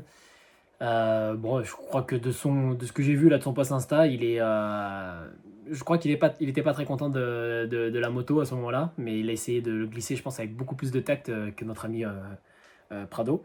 Donc, non, mais si, parce qu'il disait qu'en gros, bon, qu'il s'excusait auprès des fans et de ceux de son entourage et tout. Pour le coup, je crois qu'il a reconnu qu'ils ont bossé de fou toute cette année et que ça n'a pas été sans avoir essayé tout au long de l'année, quoi. Mais voilà, c'est ce petit truc-là de. Ça n'aura pas été sans avoir essayé, en gros. Tu vois, on a essayé à chaque fois et bon, ben, on n'a pas toujours réussi. Mais bon, lui, c'est tous, moi et la moto, on n'a pas réussi, quoi. Bon, bref, et Bah, c'est là, ce ouais, qu'il a du dit coup, un peu aussi, déçu. Jorge, non? Ouais, presque. Euh, il, là, il a laissé tomber un peu, quoi. Tu vois, il a essayé de se battre un petit peu, mais quand Jet il s'est positionné, même les commentateurs ils disaient, mais pourquoi t'as pas fermé la porte là? Pourquoi tu t'es pas mis dans le sable dans l'inter et tout? Et je pense qu'il était déjà au max et en faisant des petites erreurs. Donc en fait, il a dû se dire avec le temps qui reste, enfin il resterait deux tours. Je pourrais encore me donner pour essayer de le garder sur deux tours. Mais je pense que je sais pas, il restait peut-être 10 minutes, si je dis pas de bêtises. Hmm. Il savait qu'il allait pas le tenir 10 minutes, il a fondu sur lui. Une fois qu'il était sur lui, tu vois, lui il était encore un peu accroché au guidon et tout. Donc je pense qu'il était un peu en galère ce week-end. Donc ouais, c'est un week-end sans. Ouais, il était déjà chez Kawa ce week-end. Ouais, j'espère que Vegas il revient un peu sur KTM quand même, histoire de finir en beauté. Et puis, parce que mine de rien, c'est quand même ouf, tu vois, je reviens sur ce que tu disais tout à l'heure, c'est que c'est chaud pour Tomac parce que les deux, faut qu'ils finissent 3 et 4. Genre comme Hmm. si 3 et 4, on disait, il faudrait qu'ils finissent 18e. Bon, on sait que, voilà. Enfin, je veux dire, en vrai, 3 et 4 déjà, c'est finir troisième, t'es quand même sur le podium face aux meilleurs pilotes du monde et tout. T'as quand même du coup des Sexton. Bon, Webb, je le cite sans trop le citer parce qu'en SMX, tu vois bien qu'il vient là pour prendre un Ouais. petit chèque en plus, mais qu'il n'est pas là pour. Surtout pour la piste de la semaine prochaine, qui a priori, moi j'ai regardé le track map, je trouve qu'elle est pas très différente de l'année dernière, mais Dirtworks, ils ont dit que l'idée c'était qu'elle soit plus motocross que les deux pistes qu'on a eues là cette année, donc je vois pas trop Webb jouer un rôle. Ouais. Mais ou en Roxane qui, sur une manche, tu vois, sur deux, peut venir prendre des points aussi. Donc bon, tu te dis en vrai, 3-4, alors oui, pour les frères Lorenz, tu te dis, faut le faire. Puis le Mais problème, en c'est soi, qu'il c'est faut quand que même. il faut que les deux sur deux manches fassent pas mieux que trois et puis Jet 4, tu vois. Donc c'est là que c'est Ouais, vraiment compliqué. C'est ouais. que il faudrait que ouais, il faudrait que Sexton vienne s'intercaler. Et en plus de ça, il faut aussi que Tomac gagne, hein. C'est aussi là que c'est Gagner compliqué. deux, C'est ouais. que Oui, Tomac, oui, c'est il plus en a pas sur ce gagné point-là, une en en fait, super qu'il motocross. faut rebondir. Le verre à moitié vide ou à moitié plein. Non, mais ouais. En tout cas, j'ai hâte d'être à Vegas et notamment, je crois que je vais suivre dès les essais, et notamment les 250 parce que j'ai trop envie de voir Digan là. J'adore quand il y a du piment comme ça dans mon plat. Mais même vendredi soir ou plutôt samedi matin très tôt, YouTube pour regarder un petit peu les essais libres hein, du vendredi. C'est ça. Bon, autre chose pour le super motocross ou on passe au MXGP? Non, je crois que c'est tout. Dylan Ferrandis, lui, il a fait 10e et 8e pour 10e du général. Et dans son interview avec Pulp MX, il a dit que c'était compliqué de régler la moto, surtout qu'il y a des gens du team qui sont déjà partis sur le prochain chapitre. Et le mec de Pulp MX a dit que, ensuite, pas dans l'interview, hein, mais dans son débrief du dimanche, a dit qu'en fait, ces mecs-là, ils sont déjà partis chez Ducati. Donc en fait, si Dylan il part chez Ducati, il n'y aura pas tant de, tant de nouvelles têtes que ça, a priori. Enfin, il y aura quelques gens familiers, a priori. Ah ouais, le mec, il a pris tout le team en fait, tout le team Phoenix et il s'est ramené là-bas sans les pilotes 250 quoi. Ouais, peut-être. Je ne sais pas s'il aura pris tout le team, mais peut-être, qui sait. Ou juste tout le team, ouais, 450. Bon, MXGP. MXGP de Chine, avant-dernière épreuve du championnat du monde de motocross, avec les duels Romain Fèvre et Lucas Konen en MXGP, le duel Lagenfelder et notre ami Kai de Wolf en MX2. Mention spéciale Thibaut Bénistan, j'étais surpris de ne pas le voir sur la course. Je crois que je l'ai cherché le samedi pendant la qualif. J'ai fait, mais tiens, et Bénistan, où est-ce qu'il est? Et du coup, j'ai regardé sur Instagram, il s'était fait mal au genou au Grand Prix de Hollande. Donc c'est malheureux. Fin de saison pour Thibaut Mélissan. Je ne sais pas exactement ce qu'il a au genou. Mais bon, en espérant le revoir très fort en MXGP l'année prochaine. Je vais commencer quand même avec la performance de Maxime Renault. Parce que il est pas cool, Maxime. Il me fait passer pour un guignol après ce que j'ai dit la semaine dernière, en fait. Parce que la semaine dernière, je disais pour les nations que je préférais limite la 7-8e place de Dylan en outdoor que la 5e place de Renault en MXGP. Et là, Renault, il me semble qu'il fait 4e de la qualif et pas super loin du trio de tête.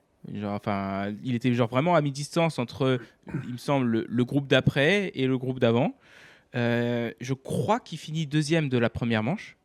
Il me semble pas que Geyser l'ait eu avant la fin. Il me Tu semble que confirmes? si. Hein. Non, non, il me semble Geyser que l'a eu? si, qu'il l'a Ok. eu. Ouais. Bah alors, du coup, ça fait troisième de la première manche et il me semble qu'il finit sixième de la deuxième manche alors qu'il est 15e genre au premier ou au deuxième tour quand même. Donc il est genre juste 2 places devant Konen au début de la deuxième manche et lui il remonte à la 6e place là où Konen qui joue le titre et qui a quand même fait des courses sensationnelles parfois cette saison.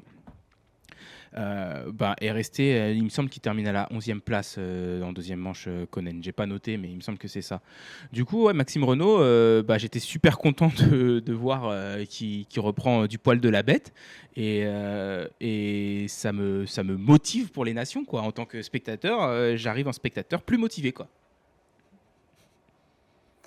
Ouais, donc j'ai la confirmation. Renault, il s'est bien fait doubler aussi par Geyser en première manche. Mais Ok. effectivement, il a bien roulé et tenu presque la totalité de la manche. Et après, je pense qu'il a craqué physiquement. Des conditions aussi un peu compliquées là-bas. Il faisait très chaud, je crois. Donc, et puis, je pense qu'il doit manquer un peu quand même de conditions pour le coup. Et donc, il a craqué à la fin.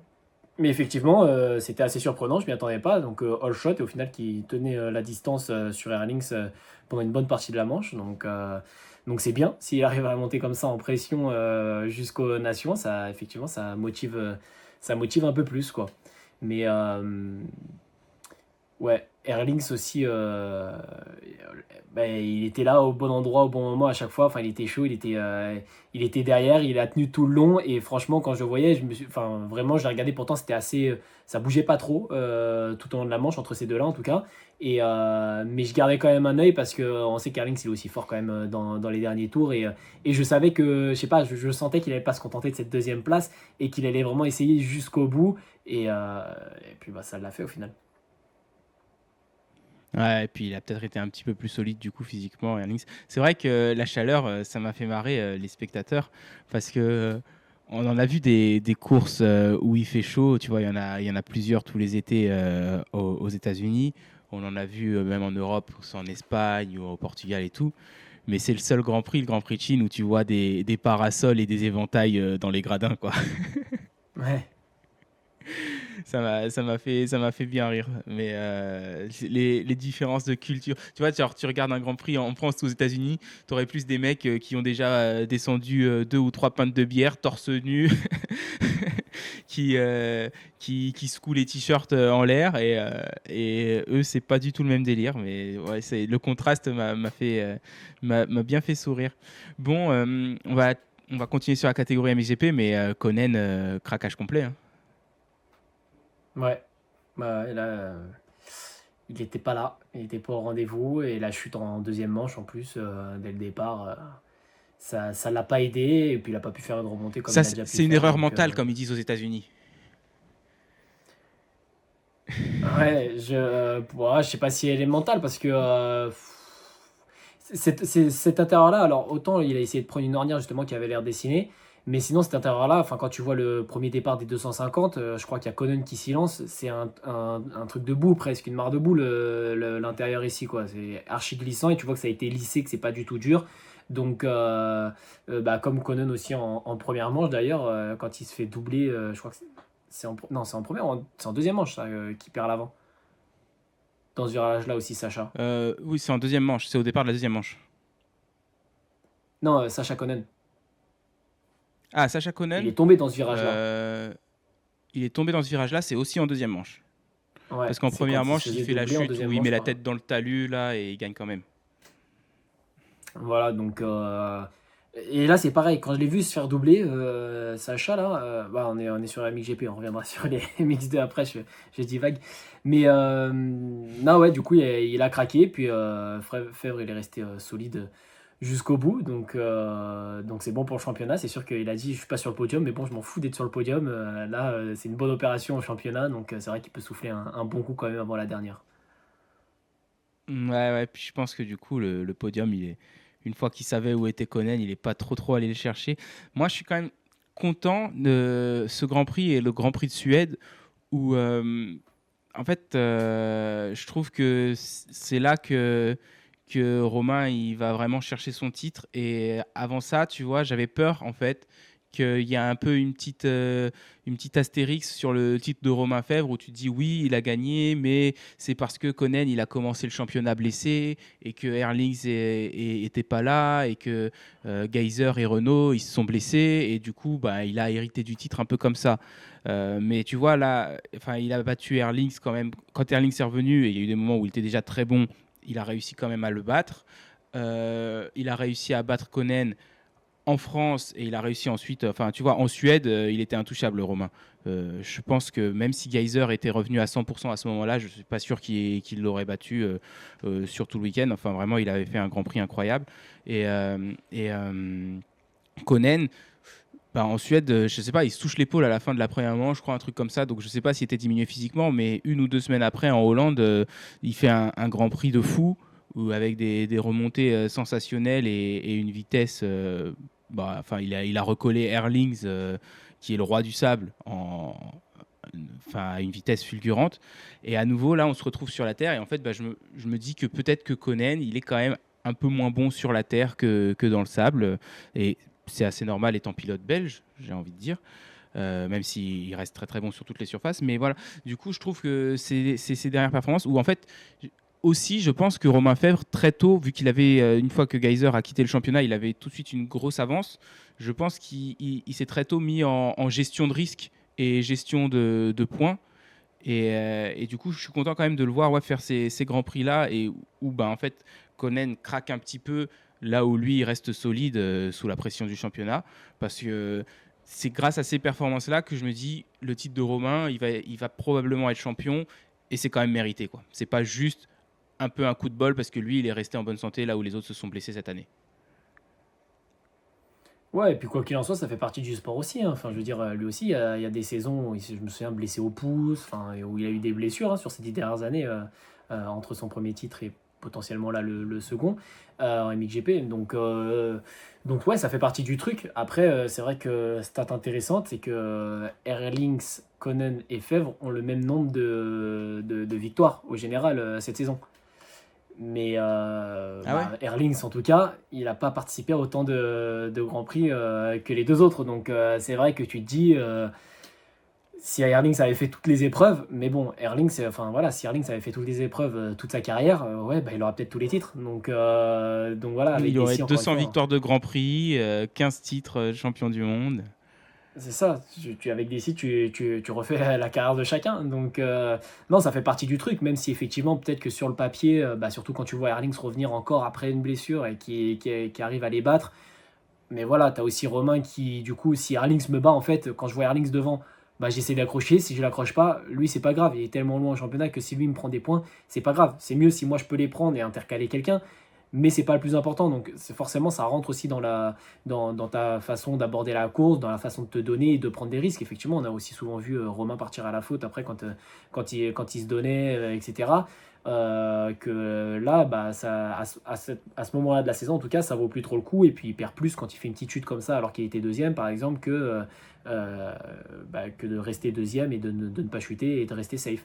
Donc, euh, donc non, quoi qu'il arrive, je pense que de toute façon, enfin, je vois pas qui pourrait dire que le titre n'est pas mérité, tu vois, à part des pilotes. Enfin, nous tous qui sommes assis dans notre canapé à regarder, on peut pas se permettre de dire parce qu'il faut y être et que même si même s'ils étaient tous blessés, en tout cas, ça aura pas été moi, tu vois. Donc ça reste mérité. Et, euh, et ouais, j'espère quand même qu'il va aller au bout, hein. Ça serait beau. 10 ans après, quand même, faudrait qu'il sorte une chanson là aussi sur Fev, du coup. Là. J'ai commencé à contacter les rappeurs là. 10 ans après, il est champion. Allez, Romain, allez. Ah bah c'est bon, tu peux le faire le remix, t'as ce qu'il faut. Ouais, ouais, je vais me dégager un peu de temps, là, je vais faire ça. Oui, on croise les doigts, on va pas vendre la peau de l'ours avant de l'avoir tué, hein, on va pas lui porter la guigne. Il reste encore 5 jours au moment où on tourne, je crois, avant. Enfin bref, on est mardi, c'est dimanche que le titre sera décerné, donc on croise les doigts pour Romain. Pour terminer sur la catégorie MXGP, après, sauf si toi tu veux rajouter d'autres choses, mais Ruben Fernandez en deuxième manche, c'était chaud quand il a essayé de doubler Romain quand même. Euh, Moi, je trouve ça pas bien. Mais alors, je suis pas du tout objectif. Je suis supporter de Romain Fèvre qui joue un titre. Mais t'es Ruben Fernandez, certes, tu joues la troisième place face à Koldenov au championnat, donc tu as besoin de autant de points que possible. Mais tu es derrière le leader du championnat qui joue le titre à la fin du championnat. Si tu dois le doubler, si tu es plus rapide et tout, tu le doubles.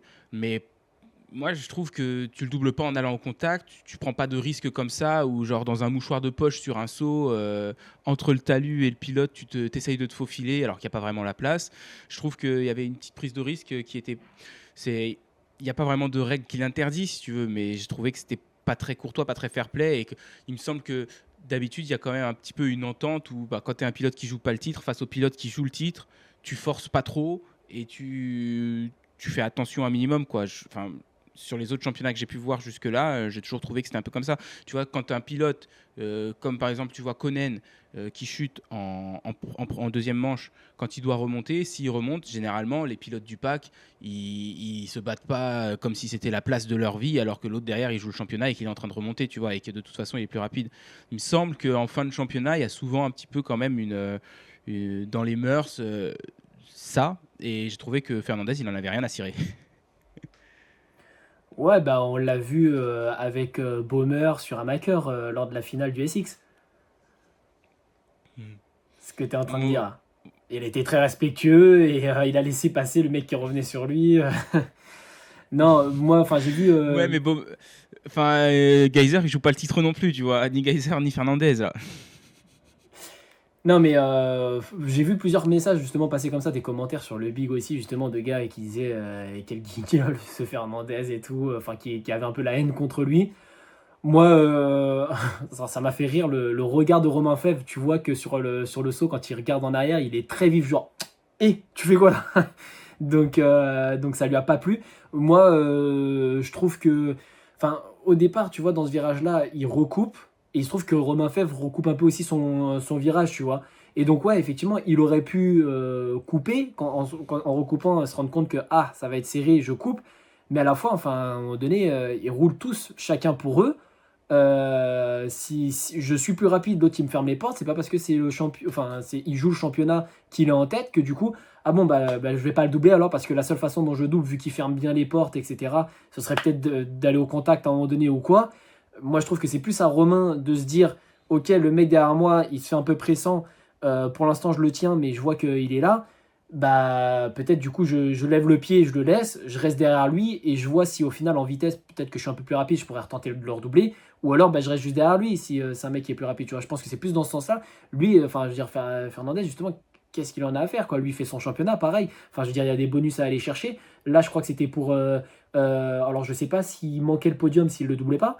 Mais parce qu'au final, il finit sur le podium, Fernandez du GP, si je me trompe pas. Ouais, bah oui, Je oui, vais du coup, il vérifier. n'était pas sur le podium. Voilà, Fernandez, s'il Fernandez doublait sur pas le Fèvre, il n'était pas sur podium. le podium. Voilà, donc en plus, tu vois, il joue un podium au général et c'est lui ou Fèvre en plus. Donc non, moi je suis désolé, il fait sa course pour y aller. Après, voilà, tu vois, il a pas fait non plus en mode je vais dans un virage, je le serre et j'essaye de prendre sa roue avant en mode pour le mettre par terre parce que là c'est moi ou lui pour le général, tu vois, pas jusque-là. Mais là, c'est pas ce qu'il a fait non plus. Il a recoupé, effectivement, c'est passé dans un mouchoir de poche, c'était chaud. Mais je pense pas que ce soit à lui de freiner le truc alors qu'il joue un podium de week-end et que ouais non moi je me dis c'est plus Romain si tu veux pas être touché ou quoi que ce soit ben écarte-toi, laisse-le passer dans ces cas-là ou va plus vite et il te rattrape pas. Ouais, écoute, t'as pas tort. T'as pas tort non plus. Moi, ouais, je trouve que, tu vois, enfin, t'es Fernandez, tu vois que t'es plus vite. Tu peux juste attendre, enfin, tu vois, lui mettre un rupteur sur le saut derrière et attendre deux virages. Et probablement que de toute façon, Romain, il va ouvrir une porte ou quoi et il va pas te faire chier trois tours, tu vois. Mais Ouais, enfin t'as parce que vu ouais, j'ai trouvé que là, la manœuvre, elle était chaude, mais quand il a recoupé entre le talus et Romain. Mais c'est vrai aussi que, enfin, oui, ce que tu dis est vrai aussi, c'est que si tu es Fèvre et que tu veux pas prendre de risques, bah, tu peux aussi laisser passer ce mec qui n'est pas impactant pour ton championnat, c'est vrai. parce que Erlings et Renault c'est pareil hein. Erlings tu l'as vu recouper tous les virages et ça a été chaud plus d'une fois à presque se toucher voire se toucher avant la table les deux tables d'arrivée. C'est pareil, Erlings, il y allait pas de main morte hein, pour la prendre la première place sur un Renault qui, tu voyais qu'il craquait, qui ralentissait. Alors il restait pas beaucoup de temps, mais moi je l'ai vu y aller franco, je me suis dit, hé, Erlings, comment ça? Je l'ai trouvé très incisif aussi, donc, enfin tu vois, là, je pense que tu prends ce duel et t'enlèves toute perspective. Alors effectivement, tu dis que toi le contexte il est à prendre en compte parce qu'il joue le championnat, etc. Mais dans ce cas-là, enfin voilà, si celui qui joue le championnat, faut faire super attention à comment tu le doubles et tout, bah ouais, tu vas même pas tenter de le doubler. Et pourtant, bah, c'est quand même pour un championnat. Enfin, tu vois, ils sont pas à la 17e et 18e place à ce moment-là. Là, c'est pour jouer le podium au général. Donc non, moi j'ai trouvé ça très chaud aussi. Et puis je suis pour Fèvre, je veux absolument pas qu'il lui arrive quelque chose. Et j'aurais gueulé s'il avait fini par terre à cause de Fernandez là, sur ce dépassement-là. Mais je trouve pas que le dépassement soit trop forcé ou pas acceptable.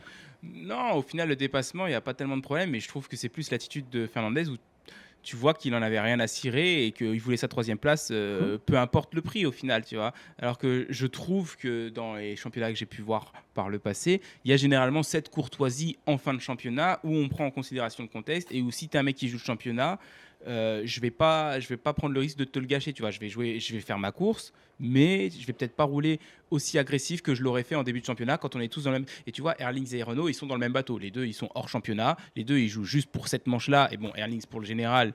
Et de toute façon, il n'avait même pas besoin de doubler Renault pour le général. Mais donc, les deux, ils jouent pour gagner une manche.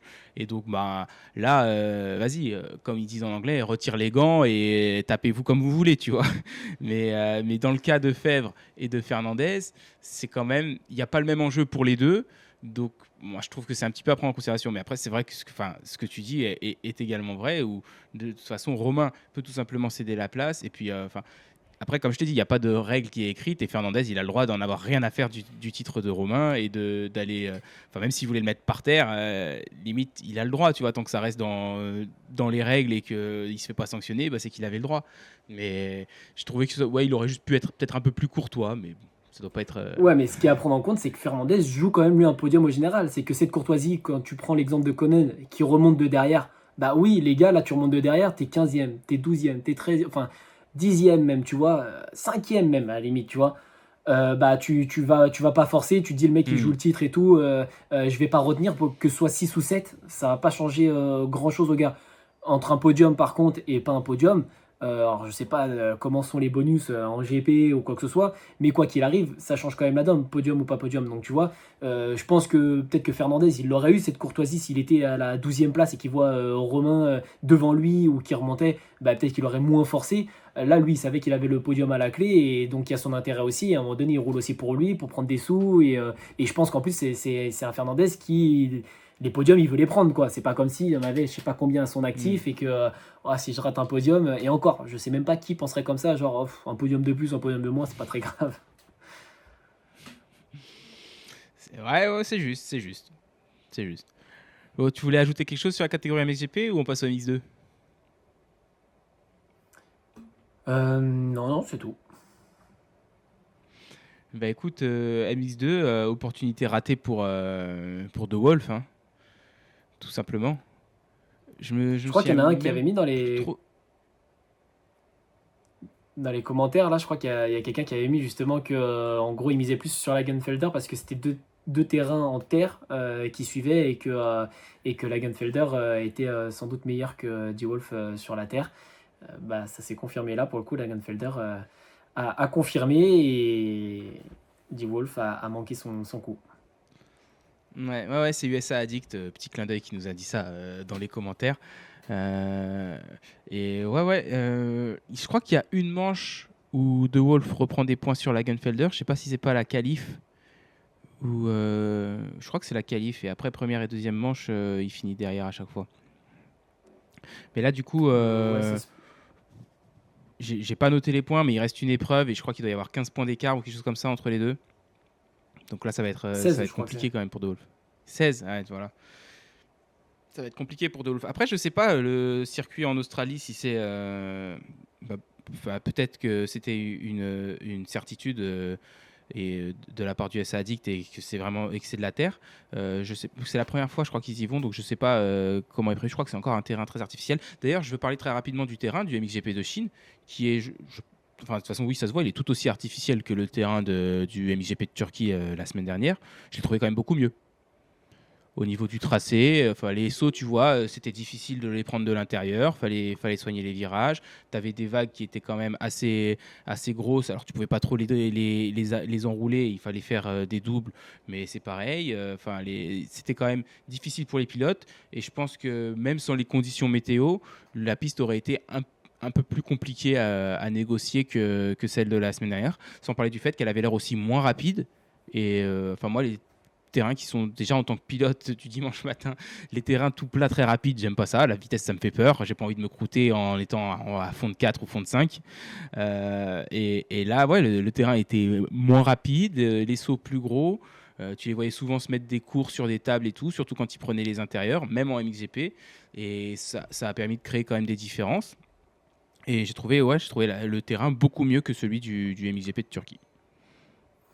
Je l'ai trouvé mieux, mais après justement, je me suis questionné sur ces tables qu'ils n'arrivent pas à sauter, les 250 particulièrement, qui avaient du mal à les sauter pour certaines tables. Pareil, le double que certains enroulaient, du coup ils ne sautaient pas, ou alors quand ils le sautaient, on a même vu des 4,50 se mettre court dessus.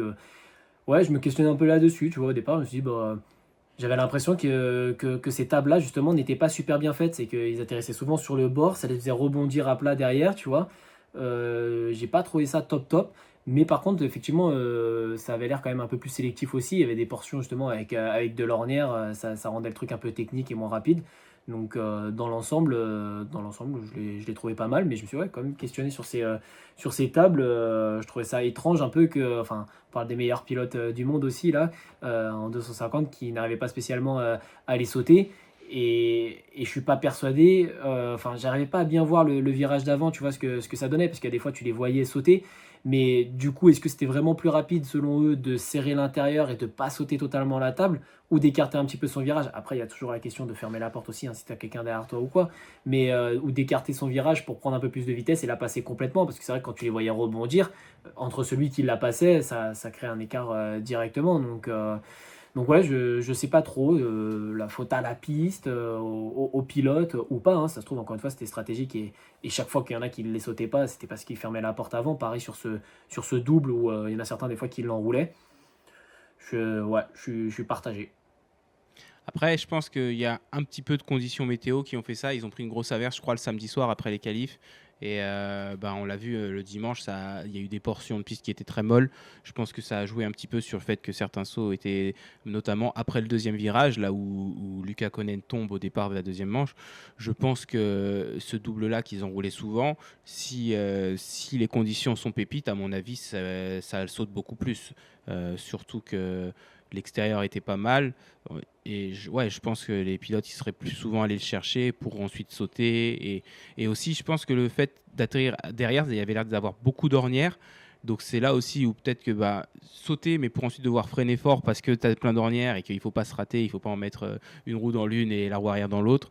Peut-être que tout ça a joué, tu vois, mais que je pense qu'avec des conditions de piste plus faciles, entre guillemets, peut-être que ça saute un petit peu plus de manière générale sur le circuit, mais c'est vrai. Après, moi, j'ai trouvé ça bien, parce qu'au final, tous les sauts passaient, tu vois. Si tu prenais la trajectoire favorable quand tu étais tout seul sur la piste, tous les sauts passaient. C'est vraiment, comme tu dis, une question de, il y a des pilotes derrière toi, donc qu'est-ce qui va être le plus rapide, bloquer, fermer la porte et tout. Et ouais, j'ai bien aimé que tous les sauts, au final, pendant la manche, ne passent pas. Bon, du coup, Lagenfelder prend une bonne option au championnat. Il gagne le Grand Prix. Je te dis ça de suite. Ouais. Il me semble qu'il gagne parce qu'il gagne il gagne la deuxième manche. Non, c'est Adamo qui gagne la deuxième Non, manche. non, c'est Et c'est Sacha Conan. Conan qui gagne le Grand Prix, puisque Et oui, il a bénéficié de quoi déjà là en fin de manche? c'est Adamo qui double Lagenfelder qui permet de. C'est ça, Parce que ouais. Lagenfelder fait 4 de la première manche du coup. Alors, Lagenfelder, il marque 20 points donc non, il fait 3. Ok. 3 et 2. Oui, il fait 3 et 2 alors que Sacha Conan fait 1 et 3 du coup. Donc c'est pour ça C'est que ça. ça permet à Sacha Conan de gagner le général. Et du coup, De Wolf, Mhm. au niveau des manches, il fait quoi? De Wolf, il se place 4 du coup au général et il marque 22 points et 18, donc deuxième et quatrième. Ok, donc c'est en première manche qui bat Lagenfelder. Euh, ouais, dommage pour De Wolf. Mais après, c'était serré entre les deux quand même tout le week-end. Le niveau était. Il n'y avait pas un gros écart de niveau entre les deux, quoi. Maintenant, tout va se jouer en Australie, mais même si c'était du sable, ce qui n'est absolument pas confirmé, je pense que Lagenfelder a 16 points, c'est quand même un bel avantage. Il reste une qualif et deux manches, ça devrait aller, quoi. Ouais. Oui, je pense. Après, voilà, encore une fois, c'est un sport mécanique. On n'est pas à l'abri d'une petite case, d'une petite chute qui lui fasse marquer peu de points sur une des manches ou même la qualif en vrai, hein. Le premier prend 10 points, D-Wolf gagne la qualif, l'autre il se manque complètement, enfin il finit 11e. Déjà, il lui reprend 10 points quoi. Après, c'est Ouais, il n'y a pareil plus hein, que pour 6 que Ryan points et tu as une Felder mauvaise finisse place sur la grille le 11e. dimanche. c'est pas improbable, mais bon, c'est quand même voilà, un peu. Enfin, faut qu'il y ait des circonstances favorables, mais bon, on l'a vu avec l'expérience maintenant que ça peut arriver, hein, les rebondissements comme ça sur la dernière épreuve. Donc, on va quand même suivre de près ça. Ouais. Sinon, dans la même veine que Ruben Fernandez en FGP, j'ai trouvé que Lata était énervé tout le week-end. Ah ouais? Ouais, je l'ai vu défendre un peu ses places, mais ouais, j'ai pas remarqué spécialement Bah, de gestes. notamment, lui, pour le coup, tu vois, genre, il a retenu Kaido Wolf à la fin de la qualif c'était pour une troisième place en qualif. Mais alors là, tu vois, c'était break check, comme ils disent. Je regarde derrière, je ralentis pour t'empêcher de recouper. J'enroule les sauts parce que bah, du coup, je nous ai ralenti tous les deux et tout. Mais vraiment, ouais, je regarde derrière 3-4 virages pour être sûr que tu doubles pas. Et j'en ai rien à faire de perdre du temps. Juste, je m'assure que tu passes pas. Alors qu'encore une fois, tu vois, genre The Wolf, deuxième au championnat, qui joue le titre. Et lui, il fait des trucs comme ça. D'ailleurs, The Wolf, il lui a mis une petite tape dans le dos à la fin de la qualif. Je sais pas si c'était pour dire bien joué ou ok mon pote tu vas voir, tu vois. Parce que moi ça m'aurait bien vénère. Hmm. Ouais, bah, je sais pas si tu vois, D-Wolf qui joue le championnat, il s'attend justement à ce que les pilotes, du coup, ils, ils résistent pas trop en sachant que il est dans la course au titre ou quoi.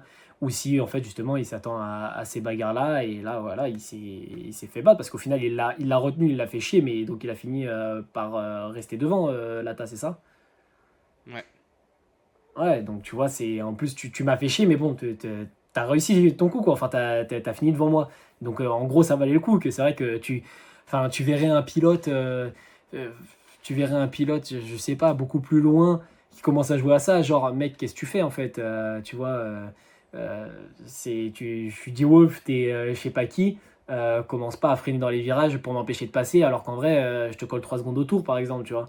Là, dans ce cas-là, d'accord, mais quand c'est un mec avec qui tu peux rouler la même vitesse, finir devant, et là, pareil, bah, c'est le jeu, quoi. On va pas leur servir sur un plateau d'argent leurs résultats en championnat du monde, hein. Ouais, mais Lata il roulait pas à la même vitesse. Tu vois, De Wolf il est revenu d'un petit peu loin jusque dans sa roue et enfin encore une fois, tu vois, Lata au championnat il joue rien. Là c'est une manche de qualif. Hein. Il joue pas un podium de Grand Prix Lata. C'est une troisième place sur une manche de qualif, ça vaut juste un point, il n'y a pas de bonus et une place sur la grille, mais enfin, franchement.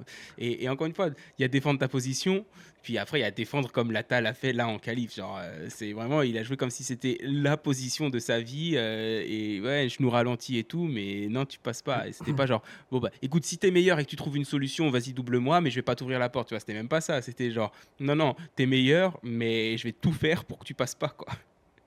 Ouais, je sais pas. Après, moi, j'ai pas vu la qualif, j'ai vu que le résumé, et du coup, Ah, ok. j'ai pas vu ça, mais ouais, je comprends. Après, par contre, il n'y avait pas de Vince Freeze où il saute en travers pour fermer la porte en l'air et tout. Non, non, tout était safe pour le coup avec Lata. Jamais ils se sont mis en danger, tu vois. Mais bon, il Hmm. a. Enfin, tu vois, comme t'aimes bien, vas-y, viens, on fait des blocs passes et t'attends dans les virages pour serrer, tu vois. C'était limite la Ouais. même chose, tu vois. Eh ben, il s'est fait plaisir, Lata, juste. Ah, Tu vois? je pense qu'il s'est bien amusé, oui, cependant. Ouais. Puis peut-être que ça a amusé De Wolf, en dehors du fait que il a raté un point de plus au championnat. Ça se trouve que ça l'amusait également, hein, sinon de faire la course comme ça. Et je pense même que oui, ce serait marrant, tu vois, s'il n'y avait pas cet enjeu de je pourrais gagner un point de plus au championnat, mais j'ai ce mec qui je sais même pas combien il est au championnat, me dérange. Je pense que ça l'amuserait De Wolf. Mais avec le contexte, moi je sais que ça m'aurait pas amusé. Et puis, bah écoute, pour finir, Mathis Valin qui, dimanche un petit peu compliqué, mais quand même roulage solide, il remonte bien après être tombé tôt après le départ de la première manche, il me semble. Il était solide dans le top 5, je crois, 5 ou 6 en qualif. Et ouais, ça reste dans la bonne lancée pour Valin et de bon augure pour les nations.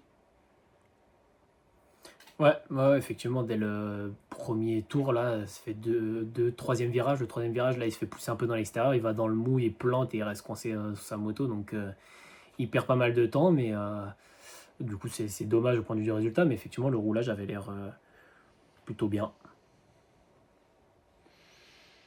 Bon, sinon, autre chose pour cet épisode 49?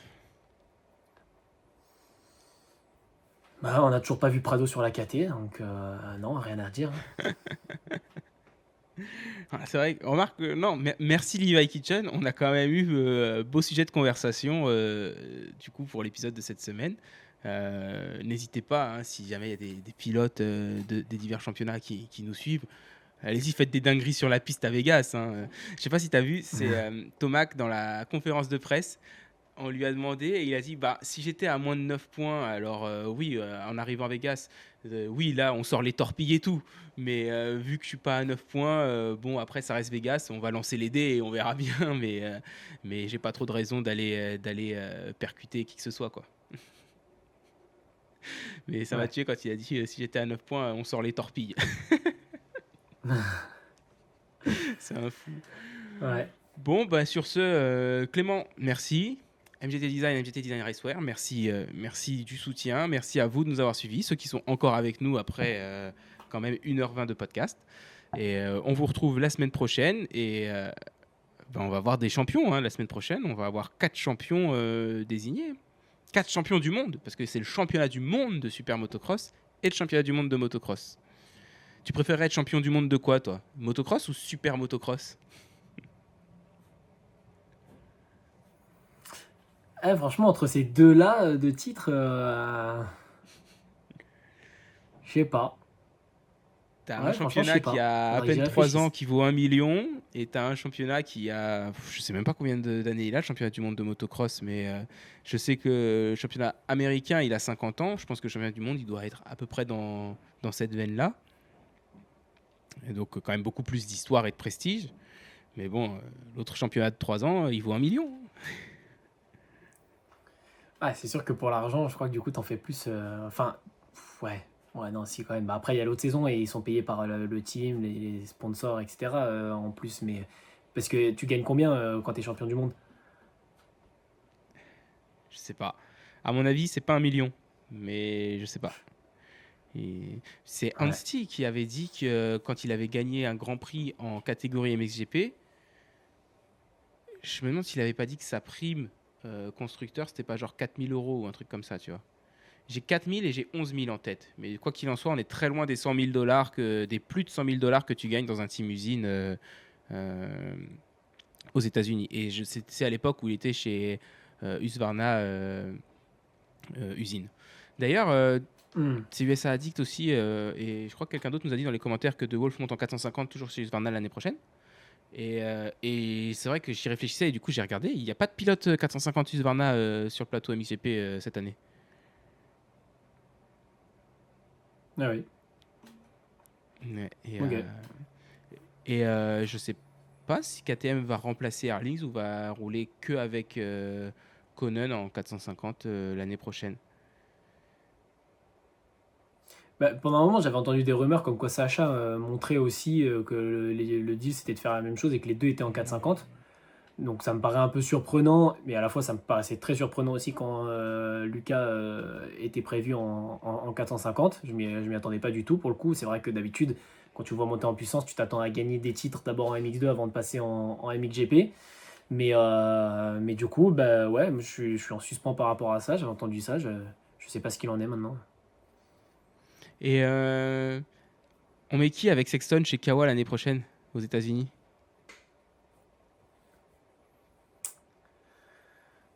Ouais. Ouais, du coup, il y a deux places qui se libèrent. Je C'était, sais pas. ouais, je crois que c'était dans le Pulp Mix Show. Ils ont dit ah, peut-être que Vial il est dégoûté d'avoir signé son deal Honda parce qu'il y avait une place à prendre au final, quoi.